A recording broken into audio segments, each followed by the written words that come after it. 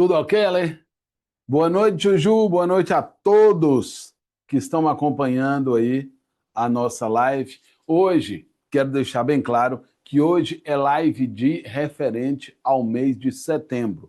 Aí você pode achar estranho assim. Pô, Xandão, que negócio é esse? A gente está fazendo uma live de setembro e já está no final aí de outubro, já vai chegar a live de outubro. E vai mesmo. Na verdade, a gente pretende adiantar esta live de outubro, para a gente tentar fazer uma sincronia aí, já que o ano já está por se findar e tudo mais. Mas é isso. O mês de outubro teve muito. No mês de outubro teve muita coisa que aconteceu. Foi mês do Dia dos Professores, não é? E aí é concurso chegando e a coisa acaba que aperta mesmo, tá bom? Mas estamos aqui, na verdade, existe uma outra coisa que nós queríamos fazer, eu particularmente queria muito, eu queria que determinados temas que teve início lá no mês de agosto, essas temáticas não se consolidaram, ou ainda não tiveram o seu final, estão em processo.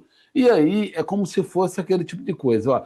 A notícia está em curso. Notícia em curso não vai cair na prova de vocês. Notícia em curso não cai porque não existe um fim. Na verdade, não há uma preocupação em relação ao concurso pelo processo em si, tá? Mas é necessário que é chegada a hora para que as coisas realmente tenham uma definição sólida, que não é possível mudar num curto espaço de tempo, para que a banca se sinta segura o suficiente de cobrar. Por que eu estou falando isso? Porque muitos de vocês devem estar pensando assim, Xande, você vai falar muito hoje sobre a condenação de Jair Bolsonaro, ou a condenação daquele núcleo máximo da suposta trama golpista e tal.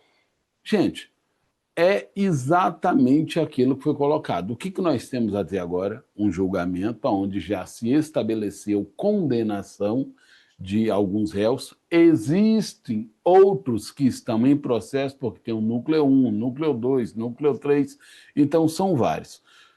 Para a maioria das pessoas, a preocupação recaiu sobre Jair Messias Bolsonaro, ex-presidente, 27 anos de prisão, mas, claro e é evidente que ainda, embora seja o Supremo, existe trâmites a se cumprir, existem recursos a serem feitos, reaver de pena, de como a pena será aplicada e uma série de outras coisas, certo? Então, é por isso, por essa razão, que eu vou evitar prolongar muito a respeito deste tema. Tá? Vamos falar o que é necessário e o que foi notícia, comentar dentro daquilo que é possível ser comentado, mas o mês de setembro nós tivemos muitas notícias dentro do cenário internacional. Foram notícias demais e não tem como a gente deixar as coisas de fora. Vamos ter que falar assim, porque tem muito tema que pode virar questão de concurso. E eu sigo em frente, batendo na mesma tecla aqui, ó. Não menospreze, muitíssimo pelo contrário, valorize as aulas de geopolítica, valorize as aulas de atualidades, não pelo fato de aquele tema em si estar contido na questão, vai existir uma questão sobre esse tema, você tem certeza? Não, nem eu e nem ninguém pode dizer para você que tem.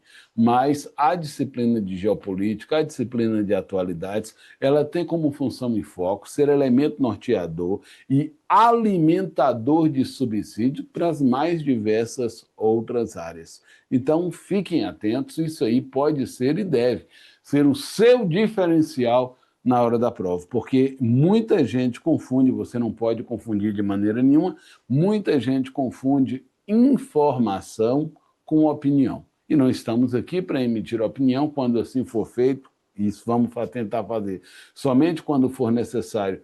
Mas quando for feito, eu vou estar estabelecendo a diferença, mas tenha você sempre em sua mente, aqui e fora daqui. O que é importante para você, o que se cobra na prova, não é a opinião de ninguém, é a informação. Fechado aí? Vamos para o mês de setembro. Xandão, como é a maneira bacana de se começar o mês de setembro. Você começa o mês de setembro relembrando, dando um foco de como é que acabou o mês anterior. Então, vamos para agosto. Agosto, a gente iniciou, aliás, nós encerramos a última live falando, destacando aquelas temáticas que foram importantíssimas no mês de agosto.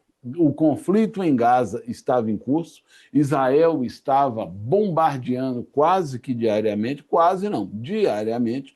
Muitos escândalos passaram a ocorrer, tá? De infringir direitos humanos, de cometer uma série de irregularidades. Lembre-se você que Benjamin Netanyahu já foi condenado, tá bom? Ele não pode pisar em determinados solos, em determinados países, porque senão ele vai preso. Ele já sofreu sanções por tribunais internacionais, não só ele, mas outros personagens também de Israel. Aí você fala, professor, mas o lado do Hamas, o lado palestino também não foi, não? Foi, sofreu algumas condenações, só que essas pessoas não irão cumprir, porque Israel já matou absolutamente todas. Então, já estamos aí falando de muitas gerações, ou como se chama, liderança sobre liderança, o líder do líder do líder do líder, que Israel já matou, mas o fato é que Israel sofre com como se chama, o processo no Tribunal de Haia, que não o condena, tá? Mas o julga por genocídio. Isso é grave para qualquer lugar do mundo, ou para qualquer nação do mundo, mas para Israel soa um tanto quanto esquisito, pelo fato de ter sido Israel também não o único, mas, só um minuto, o país que sofreu, olha só, ou o povo judeu, que sofreu o genocídio durante a Segunda Guerra Mundial. Tranquilo? Então, ser acusado de estar praticando o genocídio é algo que soa, mesmo que não deturpado, mas soa de uma maneira perigosa. Olha só, criação de um Estado palestino, uma quantidade muito grande, eu não sei exatamente ao certo, porque o número que está aqui pode não condizer mais com o número da realidade, porque isso vem mudando muito, mas as grandes nações europeias e nações de outros lugares do mundo reconheceram ou entenderam que a alternativa para se chegar à paz é com dois estados, ou seja, com a criação do Estado palestino ou com o reconhecimento do Estado palestino. Não perca você, isso é importante para a prova, e é importante para o entendimento da situação na vida também, que a Palestina, toda aquela região, era considerado Palestina até o ano de 1947, quando a ONU cria o Estado Novo de Israel. Israel, naquela condição, não existia até o ano de 1947, veio a ser criado pela ONU e judeus do mundo todo se encaminharam para lá. Olha só, vamos voltando aqui, se encaminharam para lá e acabou acontecendo isso. O problema é que a população de Israel cresceu, e a população de Israel tendo crescido, quis expandir-se para outras áreas em territórios que não foi destinado para Israel. Israel tomou posse de território palestino, mas por que Israel se sentiu à vontade para tomar posse do território palestino? Por uma outra razão também simples. Quando Israel foi criado, lembra, tudo era Palestina.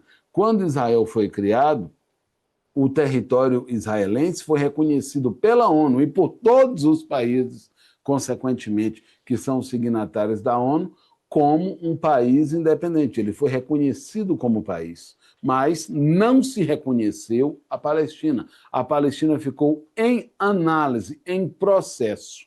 O detalhe é que esse processo dura até os dias de hoje. E aí, no mês de setembro, olha só, no mês de agosto e no mês de setembro, se intensifica a necessidade desse reconhecimento. Na prática, bastaria 1, 2, 3 países reconhecer, e aqui foram vários países reconhecendo. Tranquilaço, países de suma importância. Olha só, aumento dos bombardeiros russos na Ucrânia, eu acredito que foi uma estratégia de guerra. Vladimir Putin, ele aproveitou vamos usar esse termo, embora esse termo não é adequado, mas é uma questão de geoestratégia. Ele aproveitou que o olhar do mundo estava voltado para Gaza e para a questão palestina e resolveu intensificar os ataques russos dentro da Ucrânia, tomando territórios que ele tinha tomado, depois tinha perdido e retomou esses territórios de volta e diz que não abre mão desses territórios para negociar a paz. Tranquilaço? Olha só, e a outra questão foi a questão da condenação de Jair Messias Bolsonaro, mas eu digo de fato, não foi só Jair Messias Bolsonaro, foram outras pessoas também, todo um núcleo, que todos eles sofreram condenação. Isso esteve presente nas grandes e principais mídias, aí, tanto nacional como internacional. E aqui eu trouxe para vocês uma matéria do Poder 360, quando eu falei para vocês que não se tinha acabado, finalizado todo o processo, havia possibilidade de outras coisas acontecerem, aqui o Poder 360 mostra a possibilidade, porque outros processos tramitam contra Jair Bolsonaro, de essa pena ser ainda maior. Mas aqui eu vejo uma visão um pouco pessimista, eu acho que existe a possibilidade. Na verdade, eu já vi indícios disso acontecendo nos trâmites políticos aí, da possibilidade da condenação continuar a existir, mas de Bolsonaro continuar cumprindo isso de uma outra maneira, e vários fatores conspiram para isso. A própria idade dele, o próprio fato de ser um cidadão, um homem adoentado, e dificilmente eu acredito que Bolsonaro vá, de fato, cumprir essa pena dentro da prisão, e se for cumprir essa pena dentro da prisão, não será por este tempo todo. Tranquilaço, mas isso é opinião, e isso não se cobra. Na prova, o fato é que ele foi condenado a 27 anos e 3 meses durante o julgamento da trama golpista. Tranquilaço até aqui? Olha só, deixa eu deixar uma coisa muito clara para você. Não me interessa nesse momento, eu não quero mais falar disso nessa aula. Não interessa nesse momento se você pensa, olha com viés da emoção, e você vai bater o olho nisso e vai pensar que outras pessoas não foram condenadas, você não gosta das pessoas que o condenou. Eu também não concordo com muita coisa, mas entenda, você está se preparando para uma prova, na prova são fatos, e o fato é que foi condenado. O professor oficialmente foi condenado há quanto tempo? 27 anos e 3 meses. Mas, professor, eu vi uma matéria, você até publicou que o tempo máximo pode chegar a 43 anos. Mas o que foi lido foi 27 anos e 3 meses. Professor, eu vi numa outra matéria que existe a possibilidade, em função das doenças, das comorbidades de Bolsonaro, e em função da idade dele, de que ele nem vai para a cadeia. Pode acontecer? Pode. Mas já aconteceu? Não. Professor, já encerrou o prazo para que os recursos sejam julgados e tudo mais? Ainda não. Então, vamos esperar as coisas acontecerem, e nós aqui do Elite vamos te manter informado de absolutamente tudo.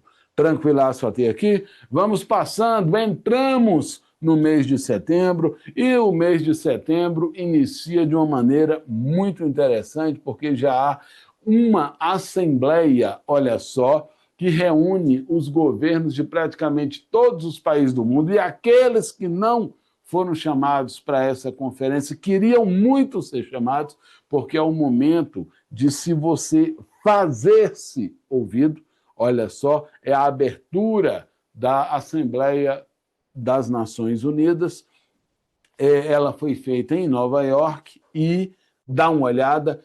Uma curiosidade para você que é interessante, pouco brasileiro sabe disso, mas desde que a ONU foi criada, que a Assembleia Geral, realizada desde o ano de 1946, quem discursa, quem abre a Assembleia é apenas um único país. Esse direito foi dado ao Brasil, não é outro país, não é o país que está sediando, não é os Estados Unidos, não é um país europeu, não é o país asiático, não é a maior economia do mundo.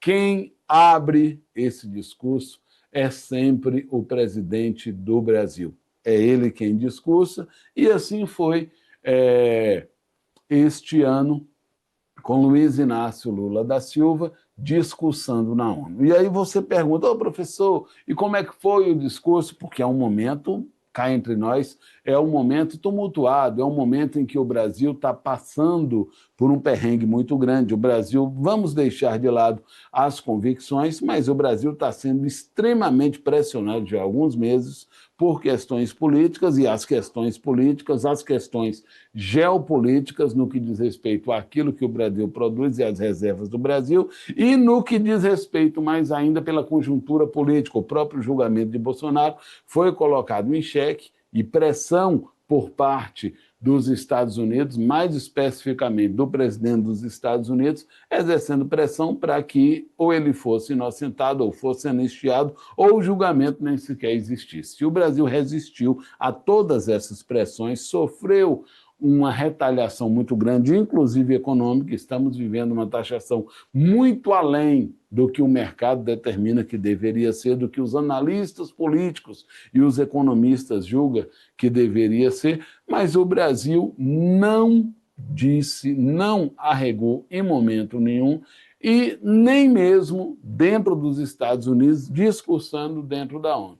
Foi um discurso extremamente convicto da necessidade de ser independente, e foi um recado muito bem dado.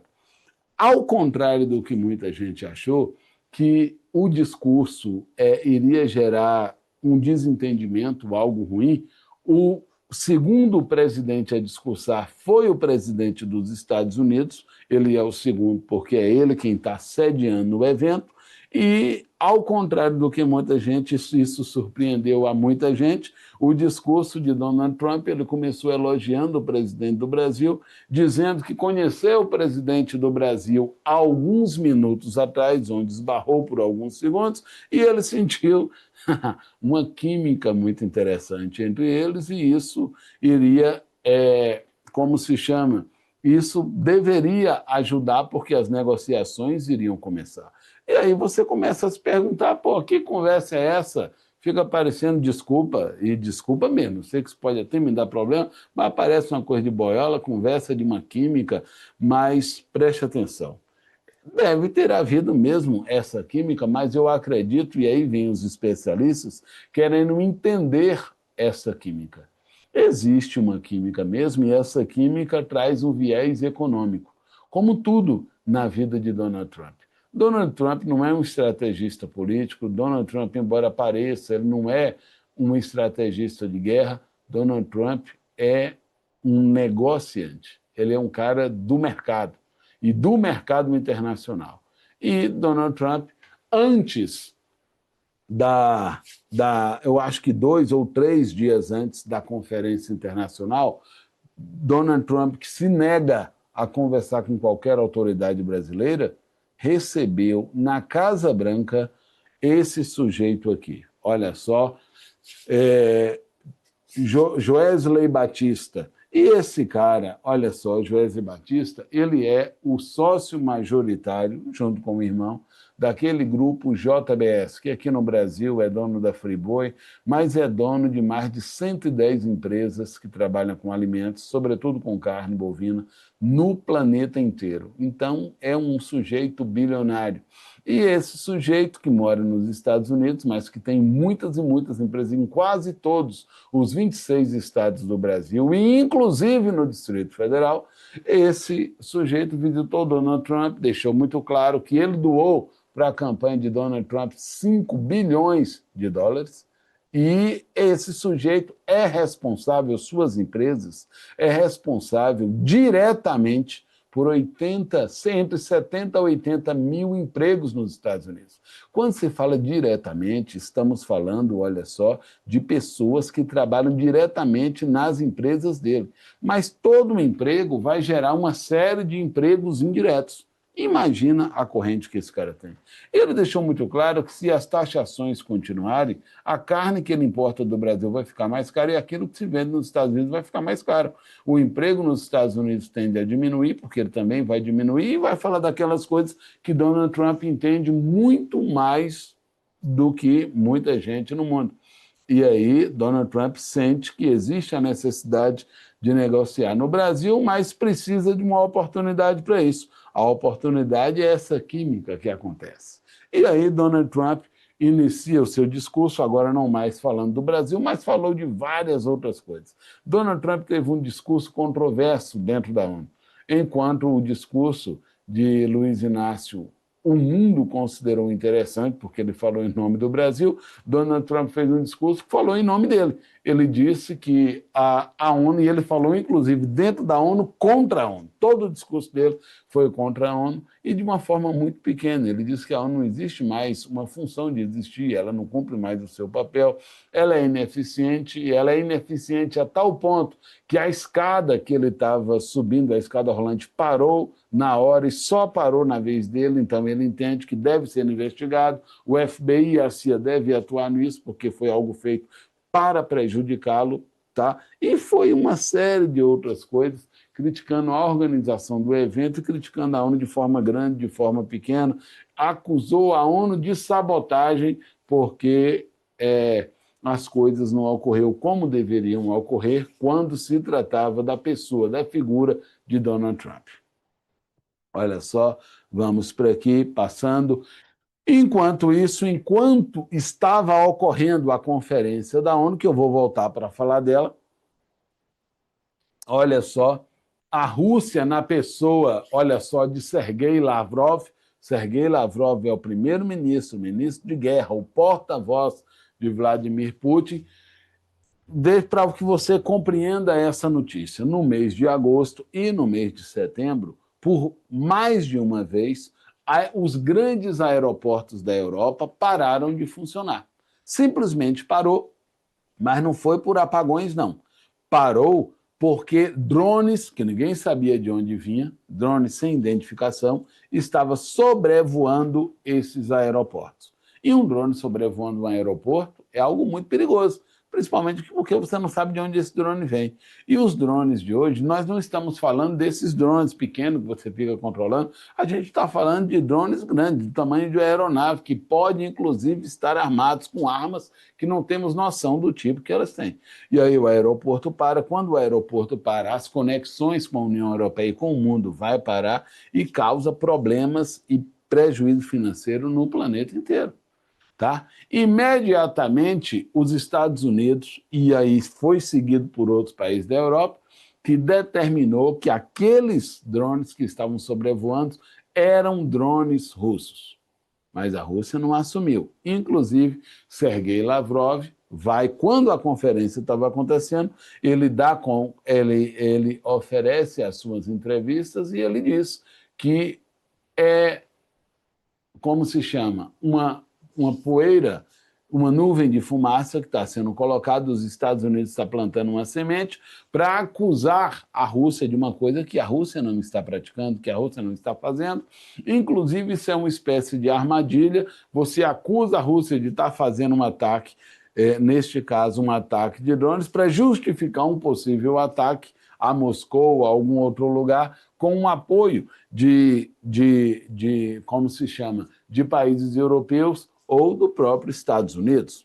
Pronto, essa foi a explicação, mas, além dos drones, outras coisas fizeram e prejudicaram países da Europa.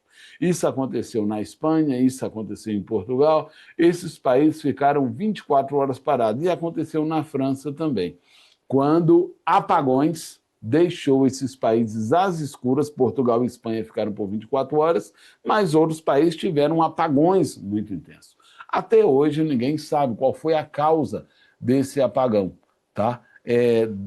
Vieram uma explicação climática, que cá entre nós, falando como especialista na área, não acredito que tenha sido, mas para Portugal, ele acha que é a razão mais próxima da verdade, mas muita gente acredita que foi um ataque cibernético da Rússia, entendeu? Até porque isso aconteceu em outros momentos.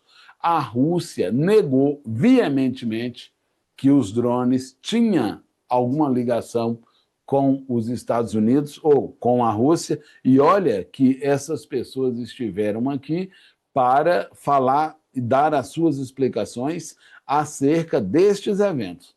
Eles negaram ter alguma ação com os drones, mas não negaram ataque cibernético que geraram um apagão nos países da União Europeia. Fechado até aqui? Recado está dado. Estados Unidos, e aí vem a contrapartida, preste atenção. Os Estados Unidos aproveitou, olha o que são os interesses e o que são as coisas. Claro que essa notícia não é dada no mesmo dia, ela foi dada no decorrer do mês. Mas eu coloquei aqui como notícia, com foco na Europa, para que você entenda que essas notícias existem uma conexão. Lá no início do mês, os Estados Unidos, ele foi o primeiro a acusar que os drones que estavam sobrevoando e forçou os aeroportos a pararem as suas atividades eram russos, mas sem apresentar prova nenhuma, mas foram os russos. No final do mês de agosto, no final do mês de setembro, os Estados Unidos afirma aos países da União Europeia que existe uma nova arma desenvolvida pelos Estados Unidos, chamada Muralha Antidrones, e que os Estados Unidos podem oferecer essa segurança aos países da União Europeia que se sentirem motivados a comprar o direito de usar. Entende que a guerra é um mercado? A guerra pode ser muito ruim para alguns, mas a guerra pode tirar um país de uma crise e colocar esse país em uma posição de altíssimo lucro. A guerra pode ser uma coisa interessante. Tá? E o ex-presidente da Rússia, olha só, Dmitry Medvedev, afirma que hoje a conjuntura do mundo é diferente. Estamos vivendo uma espécie de Guerra Fria 2.0, uma nova fase da Guerra Fria, movido pelos Estados Unidos, representando o Ocidente, China e Rússia. Aí você fala assim, ué, e cadê a Europa? A Rússia trata a Europa como algo do passado. Galerinha, olha só, a ONU, olha bem, a ONU anuncia na mesma conferência que vai mudar o cargo de diretor-geral. Aí você fala, e quem é o diretor-geral hoje? O diretor-geral hoje é esse sujeito que está aqui, olha só, e o nome desse sujeito aqui como se chama? É um português, Manuel Gutierrez. Manuel Gutierrez está deixando o cargo agora, mas ele sai do cargo mediante uma eleição, e a eleição, os países que compõem a ONU têm o direito de escolha, tá? Muito provavelmente, pelo menos é isso que o Brasil aposta, a presença de uma mulher para que a primeira vez a ONU seja sediada, seja, como se chama? No termo não é governada, ou seja, presidida por uma mulher. O Brasil diz que não vai lançar candidato, mas o Brasil vai colocar aí Michelle Bachelet, essa cidadã chilena, para representar aqui os países do Cone Sul. Tranquilaço? Então, existe uma tendência, porque as grandes potências não se colocam. O Brasil fala em nome do BRICS, então tem um poder muito grande. Então, a recomendação do Brasil, isso também ficou dito, seria a recomendação do BRICS. A tendência é que saia Manuel Gutierrez e entre aqui, olha só, Michelle Bachelet. Aí você diz, ué, professor, mas é assim, se escolhe pura e simplesmente? Gente, isso sempre foi determinado pelo Ocidente. Mas convenhamos que no próprio discurso de Donald Trump, ele diminuiu e muito a condição da ONU, então não é uma recomendação que deve ser seguida, se é que os Estados Unidos vai mandar alguém, tá bom? Recomendar alguém. Eu falo agora do discurso de Benjamin Netanyahu na ONU. O discurso de Benjamin Netanyahu, para quem não sabe, este homem aqui, Benjamin Netanyahu, ele é o primeiro-ministro de Israel, já declarou, aí notícia agora, olha só, do mês de outubro, ele já disse que será candidato novamente, mas ele sofre uma série ele tem uma série de impedimentos, porque ele como se chama, existem vários processos contra ele, processos muito pesados. Inclusive, se não tivesse havido o ataque lá há 2 anos atrás em Israel, aquela invasão do território, ele fatalmente não era primeiro-ministro porque ele estava sofrendo um processo de cassação por corrupção. Então, ele faz da guerra, ele está fazendo da guerra a possibilidade de manter-se no governo. E faz do medo do cidadão israelense a possibilidade de levantar a bandeira e de lá permanecer. Esse homem aí, que não pode pisar em vários países do mundo, porque senão ele é preso, esse Benjamin Netanyahu, ele foi discursar na ONU. Quando ele entrou para discursar, por ser acusado de genocida, e a ONU surgiu para combater isso, muitos, aqui está na terceira foto, muitos dos representantes dos países saíram, deixaram. Ele falou para uma plateia esvaziada e ele entrou e fez um discurso, um discurso pró-Israel, mas diminuindo de uma maneira deliberada as condições e os direitos dos palestinos. Olha só, isso que está aqui, como existe um tempo limitado para cada um falar, é recomendado que fale até 12 minutos. Ele falou quase 1 hora e ele trouxe aqui no seu paletó um QR Code. Se você aumentar essa tela e conseguir ler esse QR Code, vai mostrar as atrocidades e as pessoas que foram assassinadas naquele dia da invasão do Hamas dentro do território israelense. Do território israelense, não, dentro daquele acampamento onde estava tendo uma rave, que inclusive é território invadido por Israel, território palestino. Mas foi isso, foi a maneira encontrada de ampliar o tempo do seu discurso. Vamos lá? Vamos a passar. Olha só. Mas, dando prosseguimento aqui, aconteceu na Ásia. Olha que interessante. Muitos de nós, isso faz parte da nossa vida. A gente, toda vez que a gente vai trabalhar, usar os nossos dados, cada vez menos nós armazenamos os nossos conteúdos em aparelhos físicos, ou seja, dentro do seu PC, do seu HD, na memória do seu celular, quase tudo que a gente produz, a gente joga na nuvem, porque produzimos cada vez mais coisa. E tem gente, às vezes, bate a desconfiança. O que são essas nuvens? E aonde é que elas estão? Será que são nuvens mesmo? São servidores que estão presentes em vários lugares do mundo e eles são acessados de maneira muito rápida. E por que eles têm que estar em vários lugares do mundo, migrando de um lugar para outro, para tornar praticamente impossível você perder esse conteúdo. Se por acaso tivermos um problema em um, ele vai estar em outro e você muda a via de conexão.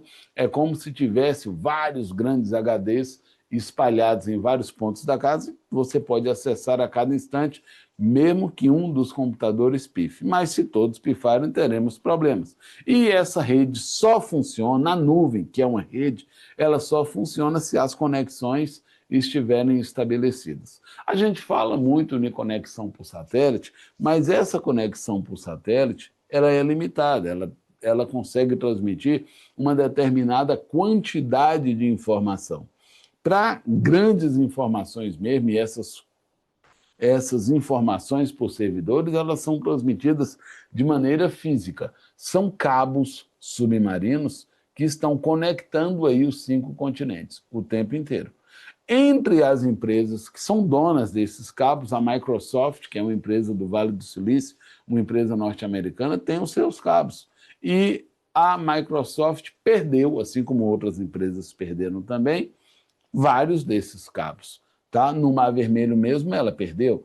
E essa cabeação no Mar Vermelho teve a autoria dos Houthis. Os Houthis é um grupo que faz parte desse movimento árabe, que diz os Estados Unidos ser liderado pelo Irã e que durante muito tempo combateu Israel, mas sem atacar Israel.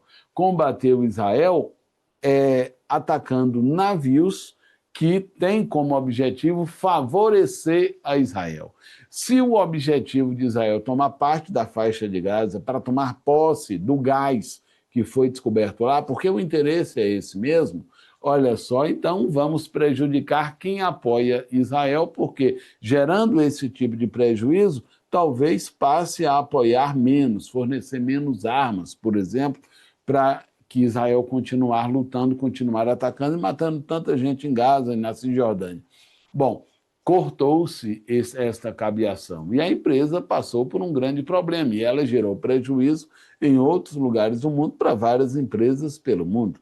Além do equipamento ser muito caro, difícil de ser, não existe conserto, na verdade, para isso, tem que se colocar um outro. Nesse mesmo período, outros existiram também. Os países europeus, Israel, acusaram os Houthis de cortar essa cabeação no Mar Vermelho e os Estados Unidos acusam a China de fazer a mesma coisa.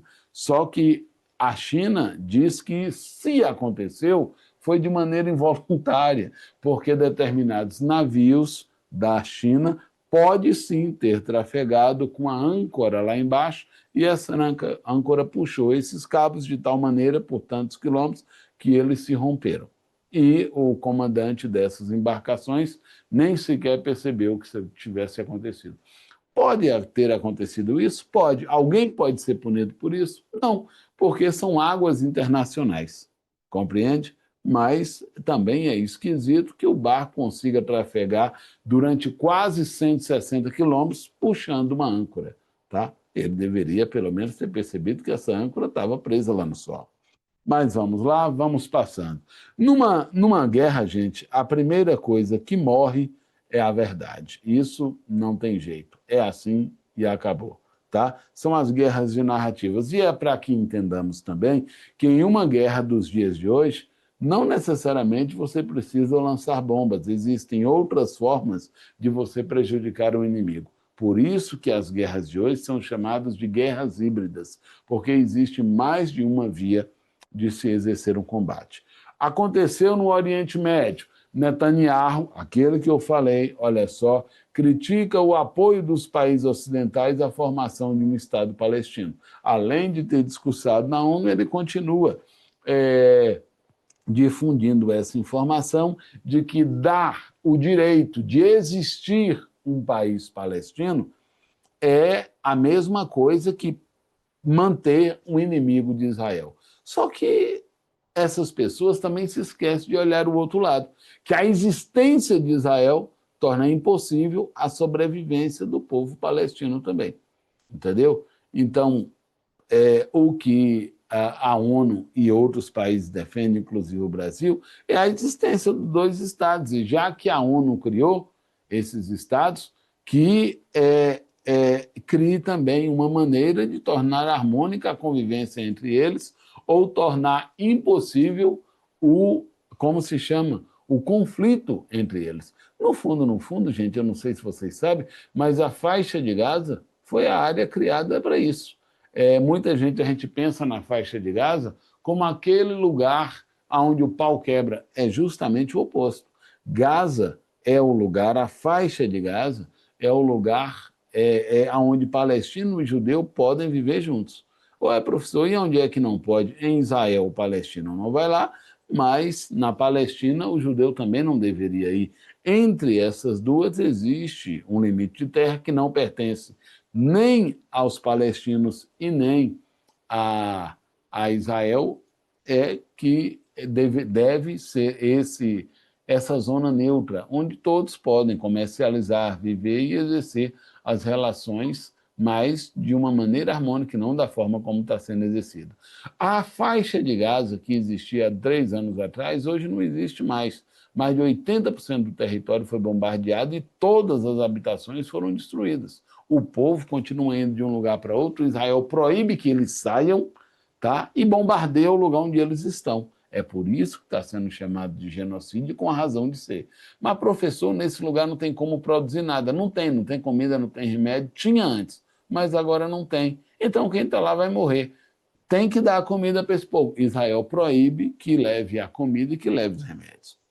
Tranquilo? Entende por que da afirmação de genocídio? Olha só. Aqui eu coloquei uma curiosidade, quero muito que vocês prestem atenção nisso que eu vou falar. Gente, quando Israel foi criado, surgiu um movimento chamado OLP, é um partido político. OLP, Organização pela Libertação da Palestina. Essa organização política lutava pelo direito de Israel existir, mas o seu representante estava na ONU, o seu representante viajava pelos países do mundo para buscar apoio e estava crescendo muito a influência árabe entre os países árabes e os países ocidentais. Se esse partido ganhasse poder, se esse partido ganhasse força, olha só, fatalmente se criaria um Estado palestino. Porque qual era a luta da OLP? Se a ONU reconheceu Israel, que antes nem existia como país, a ONU tem a obrigação de reconhecer a Palestina como país, porque um homem chamado Yasser Arafat. Yasser Arafat foi considerado um terrorista até os anos 80. Ele foi assassinado e Yasser Arafat, logo depois, ganhou o Prêmio Nobel da Paz. Olha que doideira, tá bom? Para você ver como as coisas mudam.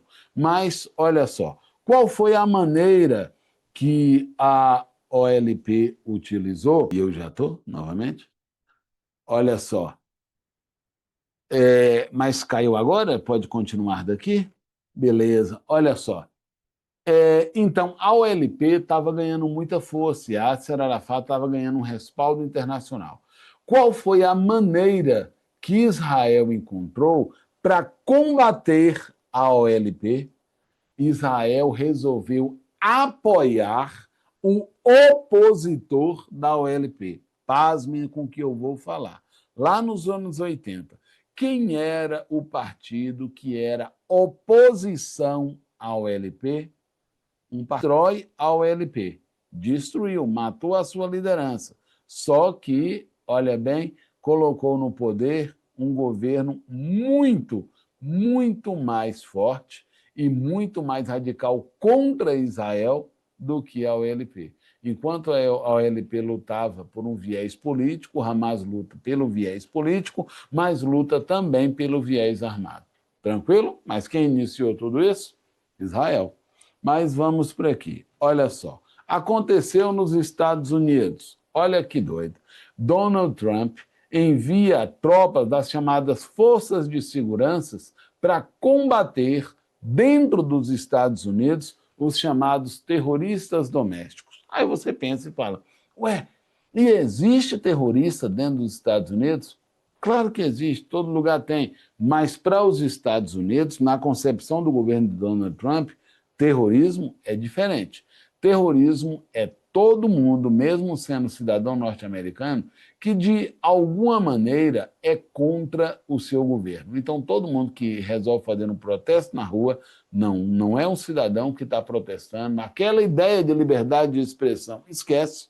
É liberdade de expressão enquanto não falar mal do seu governo. Mas a partir do momento que se passa a ter uma manifestação contra Israel ou contra o governo norte-americano ou contra o seu governo em si, ele considera isso terrorista doméstico. E ele considera terrorista doméstico todo imigrante que se encontra numa condição ilegal dentro dos Estados Unidos.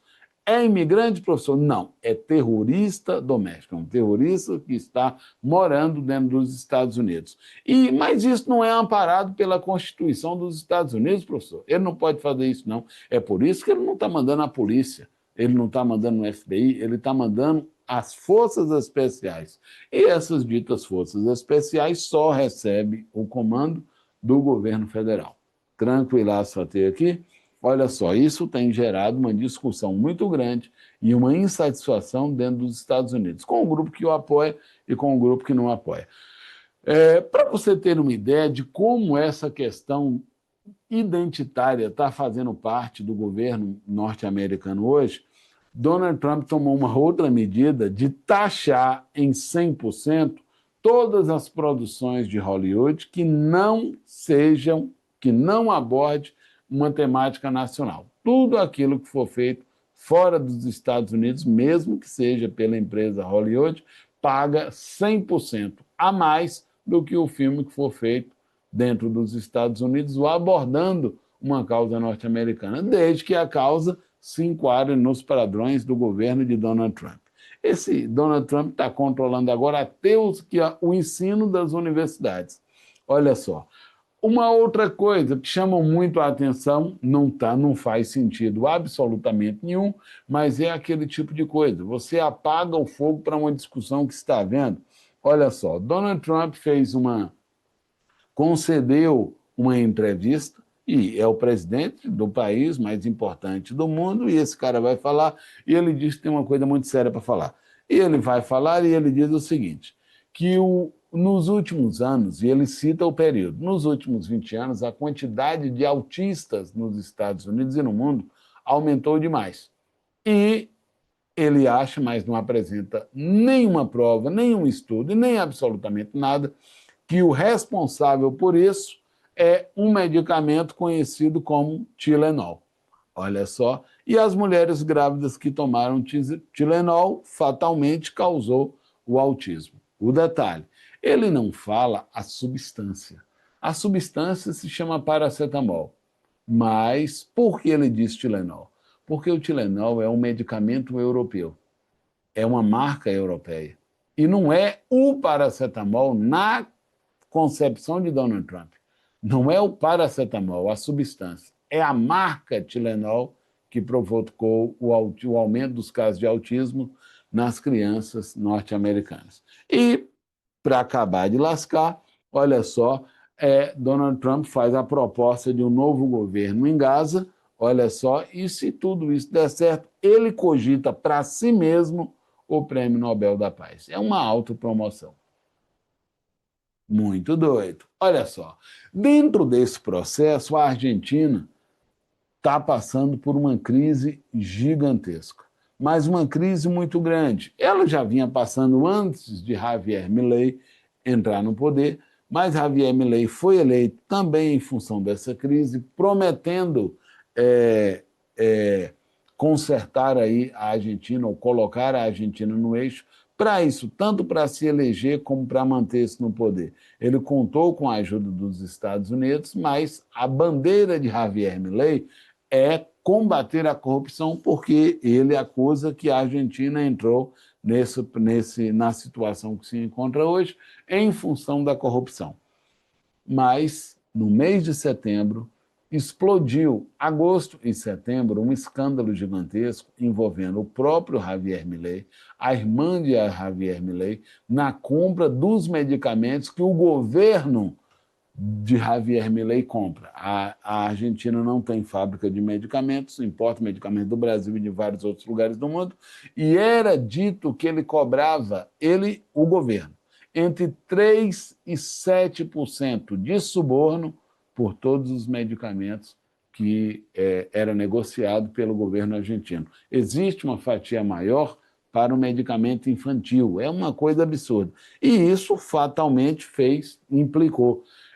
Na Argentina, as eleições são diferentes daqui, para você ter uma ideia, a província de Buenos Aires ela tem 40% dos eleitores. Nas eleições argentinas, geralmente, quem ganha na província de Buenos Aires acaba ganhando também nas eleições nos demais. Javier Milei tinha a maioria nessa província e depois do escândalo isso caiu bruscamente.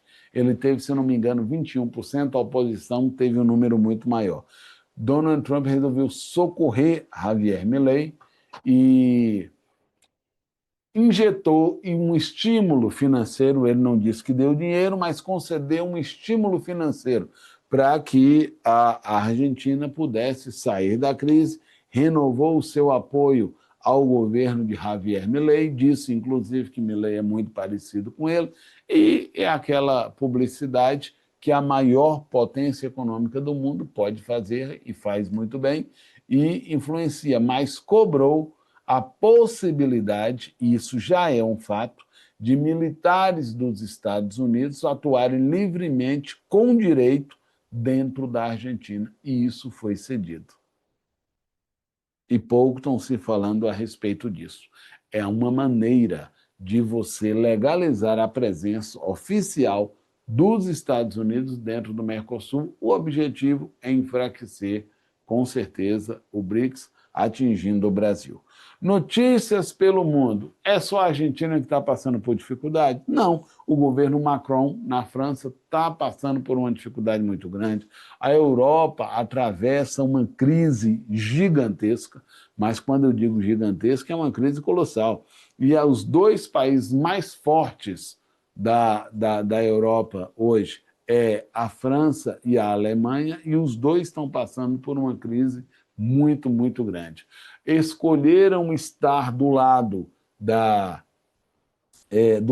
Ucrânia contra a Rússia e hoje pagam um preço muito caro por isso, porque são países que dependem do gás que vem da Rússia e dos alimentos que vêm da Rússia e dos países ligados à Rússia, dos países do BRICS. E não tem de onde comprar isso por um preço pelo menos parecido com o preço que antes se pagava. E por isso os governos estão enfraquecidos, porque o povo está insatisfeito. O povo pode até continuar, que quem tem a razão é a Ucrânia, mas o apoio à Ucrânia está custando muito caro. Olha só, e a crise na França faz com que Macron esteja fortemente, é um governo que tende a cair em um futuro muito próximo, assim como já caiu por 3 vezes o governo da Inglaterra, já caiu o governo da Alemanha e de outros países ligados à União Europeia também. Um outro país que entrou em crise, mas numa crise avassaladora, foi o Nepal. Muito pouco sabemos sobre o Nepal, mas sabemos que é um país extremamente tradicional, extremamente conservador, aonde o povo passa por uma situação de uma crise muito grande, mas a internet e as redes sociais fez com que as pessoas ligadas ao governo do país, os filhos, sobretudo, ostentassem nas redes sociais uma vida estupenda, de um conforto fenomenal que distorcia de uma maneira gigantesca do resto da população. E o povo se revoltou, claro que houve uma instigação em relação a isso, o povo revoltou, entrou no palácio do governo, tirou as pessoas de lá, os representantes tiraram, muitos apanharam muito, alguns morreram. O fato é que colocou fogo dentro do lugar e a esposa do primeiro-ministro mesmo teve 80% do corpo queimado, ela está viva, mas está padecendo muito e foi uma revolta popular. O fato, olha só, agora o Nepal tem, pela primeira vez, uma mulher no poder. E tudo isso impulsionado pela ação das redes sociais. Agora, preste atenção. É algo muito grave, porque o Nepal nunca teve numa crise política tão gigante. E nunca foi permitido uma mulher ter um cargo de importância no Nepal. Agora, no momento de estupenda crise, você coloca uma mulher no poder. Às vezes, a gente tem que olhar isso com 2 viés, porque aquilo que parece ser algo positivo pode ser uma armadilha, pode ser algo muito mais negativo que positivo, porque é a primeira vez que está atribuindo a uma mulher o direito de governar o país. Mas ela vai governar o país que está sob o comando de quem? É uma mulher, mas num país de uma sociedade machista, onde o homem manda e manda em todas as outras instâncias, o governo corre o sério risco de ser muito pior do que do seu antecessor. E vai ser uma maneira, talvez, daquele governo anterior voltar, mostrando que a mulher não tem capacidade de governar. Compreende? E são coisas assim. O governo é aquilo das novas democracias. O governo não é feito de quem está no topo da pirâmide. Tá? O governo, olha só, os poderes são divididos. Ele não está só no executivo.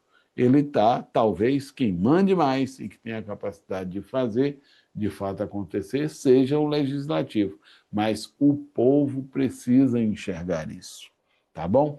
Olha só, assim que Bolsonaro foi condenado no Brasil, outros países se sentiram, eu estou usando esse termo porque foi com esses dizeres que circulou na União Europeia. Brasil ou justiça brasileira influencia a justiça europeia e condena ex-presidentes que praticaram atos de corrupção. Nicolas Sarkozy foi preso. E isso está acontecendo além da Itália, está acontecendo na França e em outros países da União Europeia também. Olha só, notícias curiosas. E essa daqui, cá entre nós, é curiosa mesmo, doida. Olha só, quando eu li, eu confesso para vocês que eu não sabia direito. Eu li assim, quando a gente não sabe, aí você tenta buscar o significado da expressão. E, às vezes,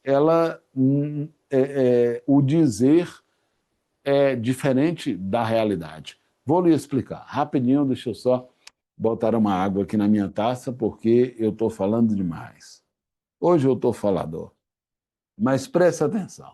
Eu li essa notícia e me espantei com ela. Olha só. Involução dos carros elétricos na China. Na verdade, a matéria era assim: involução, olha como uma palavra muda tudo. Involução da indústria de carros elétricos na China. Ué, professor, como é que está evoluindo? Os carros que eram altamente tecnológicos estão deixando de ser? Não.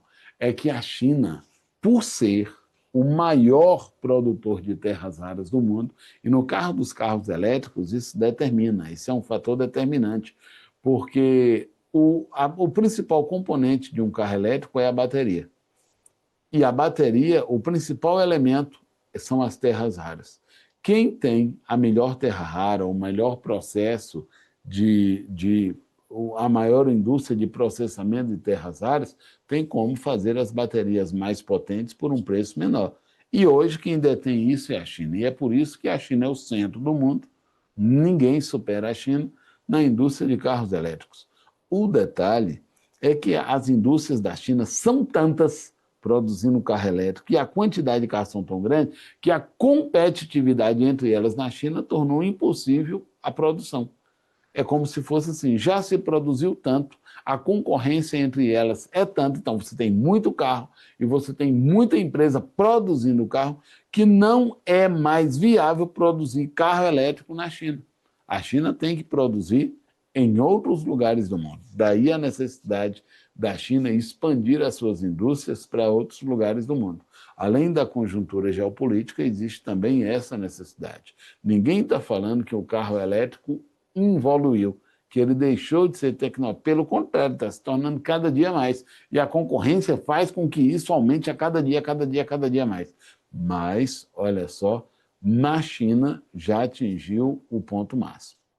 Vamos para aqui uma outra notícia, essa é muito curiosa, é que a Albânia, olha que maluco, a Albânia, um país altamente machista e conservador, a Albânia tem a primeira-ministra mulher. Aí você fala, pô, então é uma evolução, está igual ao Nepal, só que é a primeira-ministra mulher criada por uma inteligência artificial. Então, é uma espécie de Magalu lá da Albânia. Entendeu? Governamental é ela quem fala em nome do governo, mas ela é um avatar criado por uma inteligência artificial e colocou uma mulher, assim, diminui na população feminina um anseio por alguém que fale em seu nome. Mas cá entre nós, quem está tomando as decisões não é uma mulher. Mas a tecnologia influencia, né? Galera, no mês de setembro aumentou muito a tensão, e a gente está vendo isso agora no mês de outubro, aumentou muito a tensão entre os Estados Unidos, a Venezuela e a Colômbia. Aí você diz assim, mas por quê? Essa tensão não já existia? Existia, mas ela era uma tensão política. Entenda, os Estados Unidos têm como tirar Hugo Chávez do poder de uma maneira legal? Não. Ele não tem como tirar Hugo Chávez, não. Nicolás Maduro. Nicolás é um antecessor. Tirar Nicolás Maduro do poder? Não tem. Porque a Venezuela é um país. Pode-se falar o que quiser que as eleições foram fraudadas. Eu, particularmente, acredito que as eleições foram fraudadas, mas isso é o quê? Opinião. A minha opinião vale? Não. Para a lei vale o que é informação. A informação diz que houve eleição, ele foi eleito, tomou posse. Ou manteve-se no poder. Pronto, olha só. A ONU conseguiu provar Não. Existem as falas, existe. A oposição disse que foi uma contravenção, mas conseguiu se provar? Não. E ele continua no poder. Donald Trump fez uso de uma lei que diz que quando um cidadão americano é ameaçado por terrorista em qualquer lugar do mundo, os Estados Unidos pode agir para aniquilar, inclusive matar, esse terrorista em qualquer outro lugar do mundo. Mas Trump, quando essa lei foi criada, lá no governo de Obama, essa lei foi criada para dar aos Estados Unidos o direito de caçar terrorista nos mais diversos lugares do mundo. Foi assim em função do ataque às Torres Gêmeas. Mas os tempos eram outros. Na concepção de Donald Trump, ele faz uma leitura diferente dessa lei. Ele diz que terrorista não é só aquele que promove o ato de terrorismo. Terrorista é todo mundo que leva o terror às famílias norte-americanas e as drogas leva o terror. Então, todo mundo que é terrorista, os Estados Unidos pode caçar em qualquer lugar do mundo. Na concepção do governo Trump, narcotraficantes são terroristas. E onde é que Nicolás Maduro entra nessa? No governo de Donald Trump, existem fontes que dizem que existe um cartel de drogas dentro da Venezuela. Esse cartel de drogas é chamado os Sóis, ou as Estrelas, é controlado por militares venezuelanos e a liderança, o líder dos militares venezuelanos é o presidente, então, logicamente, o presidente do país é o presidente do quartel. E os Estados Unidos estão lá não para tirar o presidente, mas para defender o povo americano da liderança desse cartel, que é quem manda droga lá para os Estados Unidos. E enviou uma quantidade imensa de navio, de submarino, de caças, tá? E das forças militares para estar cercando a Venezuela e promover uma ação a qualquer momento. Isso perdura até os dias de hoje. Várias embarcações que a Venezuela diz que são embarcações de pescadores, os Estados Unidos, sem apresentar nenhuma prova, está bombardeando e diz que está bombardeando narcotraficantes terroristas. Nenhum país se manifestou claramente contra essa ação dos Estados Unidos, a não ser a Colômbia. O governo colombiano interveio, o governo colombiano combateu, inclusive lá na ONU. Ele foi proibido de entrar na ONU, o presidente da Colômbia foi proibido de entrar porque o governo Trump tomou o passaporte dele.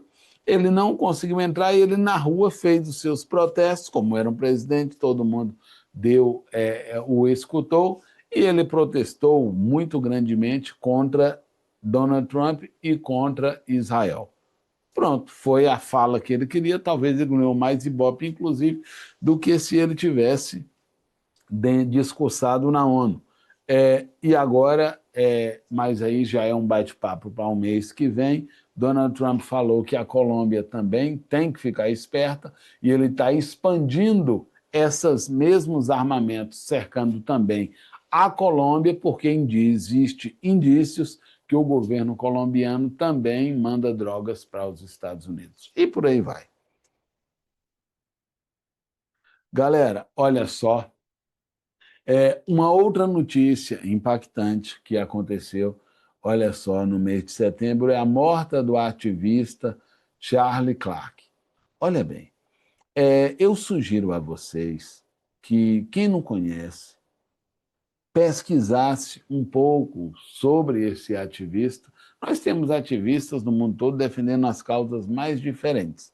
Olha só, da mesma forma como aquela ativista que começou menina, pequenininha, e agora cresceu já, e que foi barrada, foi presa em Israel, aquela ativista é Greta, né?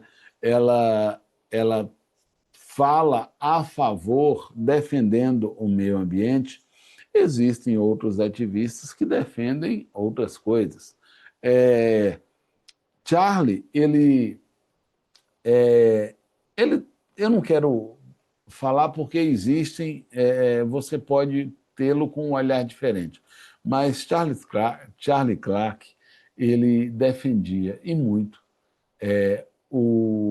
a possibilidade do cidadão norte-americano se defender daquilo que a sociedade de bem considerava uma ameaça. E quando ele fala defender, é defender mesmo, não é só defender de maneira intelectual.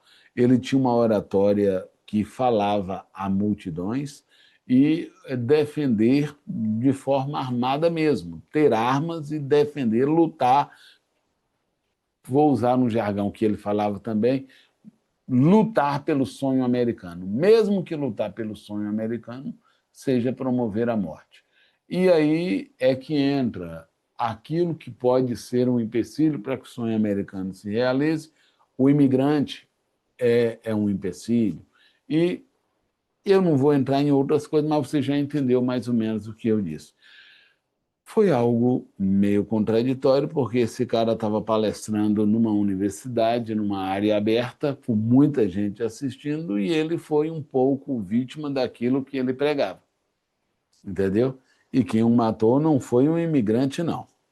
Olha só, uma outra curiosidade, o Papa Leão XIV, está errado aqui, não é Leão XIII, é Leão XIV, como está aqui embaixo. O Papa Leão XIV não é beatifica o nome, canoniza o seu primeiro santo, tá? O primeiro santo canonizado pelo atual Papa é o chamado Santo da Internet, tá bom?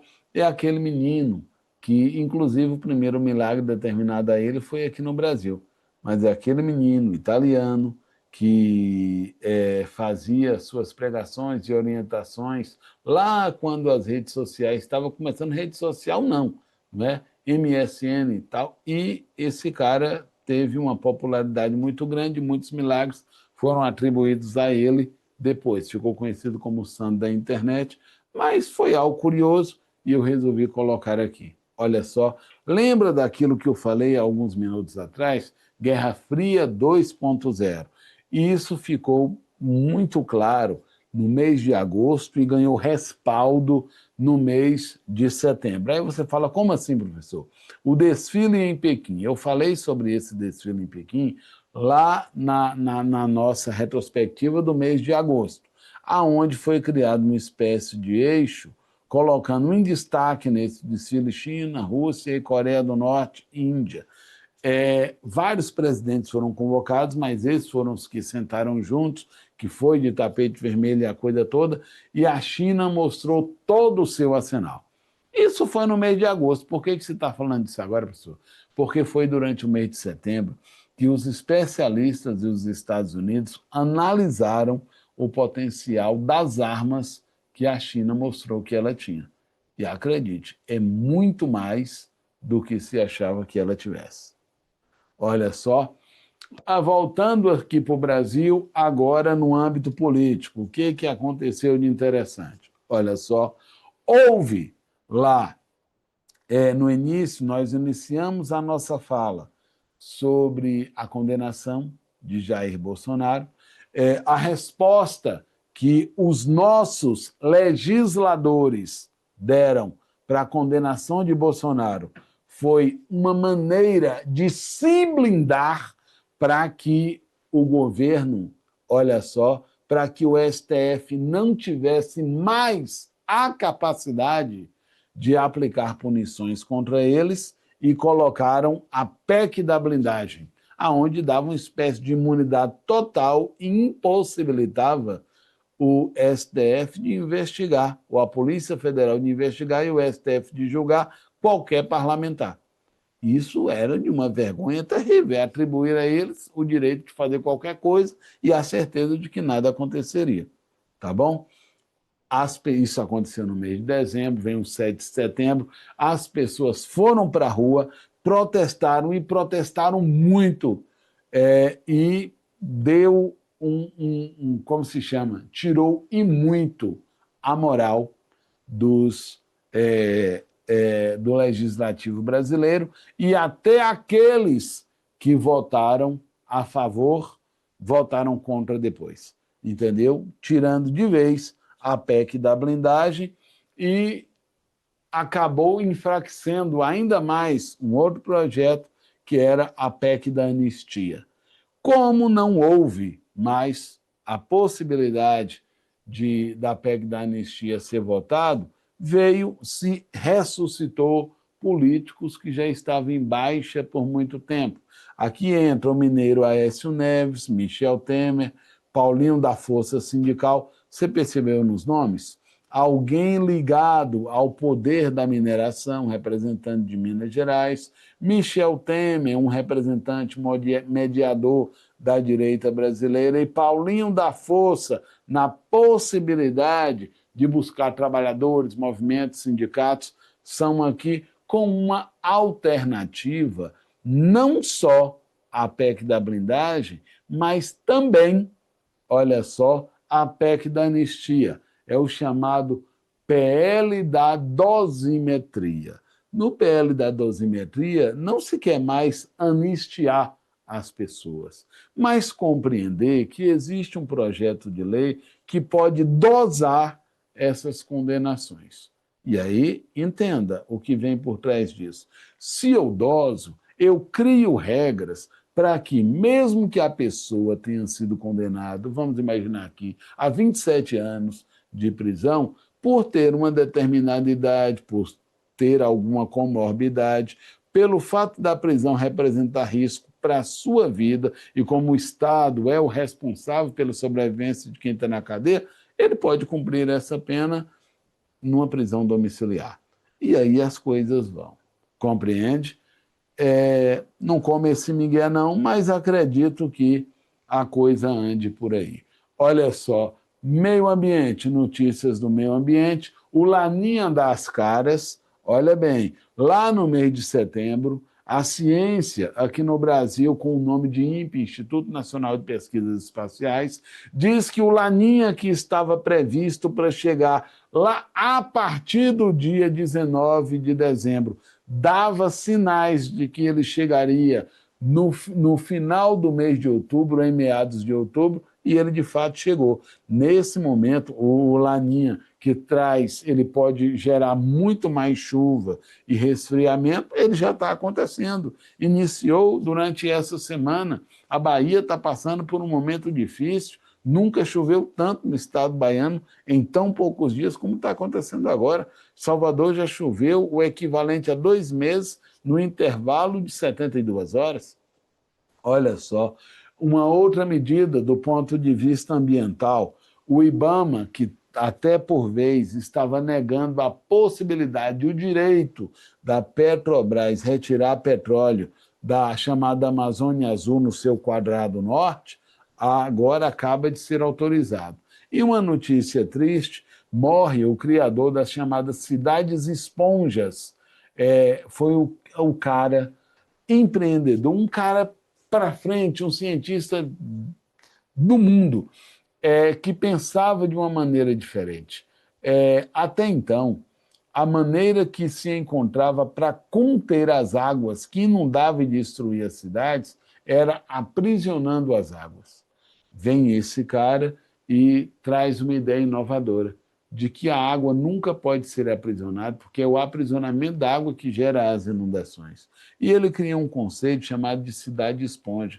A cidade não pode só ter asfalto, toda cidade, mesmo que tenha um asfalto, ela tem que ter as áreas de escape com um solo especial para que a água possa infiltrar e chegar até o lençol freático. E isso deve estar em todas as áreas da cidade. E esse conceito está revolucionando várias cidades do mundo.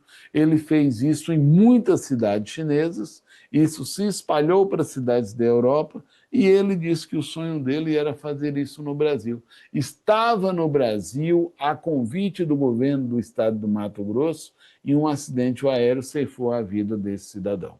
É uma perda muito grande mesmo, viu? Em épocas, olha só, de COP30, que a gente vai falar e muito na nossa próxima aula. Aqui eu deixei para o final, porque eu já enxergo uma questão com essa notícia aqui. Ó. ela está na área da tecnologia, mas ela está na área da jurisdição também. Olha só, aprovou-se no mês de setembro novas regras a ser cumpridas pelas Big Techs. Olha só, é a Lei 15.211, que ficou conhecida, e eu acho que é com esse título aqui que era Vilar na prova, ECA Digital. Agora, as Big Techs, as empresas de internet, passa a também ser responsável por tudo aquilo que é vinculado nas redes e que chega até as crianças. Então, veja bem, agora cabe ao nosso legislativo criar as regras, porque a lei já existe, a responsabilidade está atribuída, agora é necessário se criar as regras que definem isso. Quais as punições, além das financeiras, serão atribuídas a todo provedor que permitir que circule pelas suas vias ou através das suas redes as informações que são nocivas para as crianças. Tranquilo até então? Pode parecer loucura, mas até agora não tem nenhum controle a respeito disso.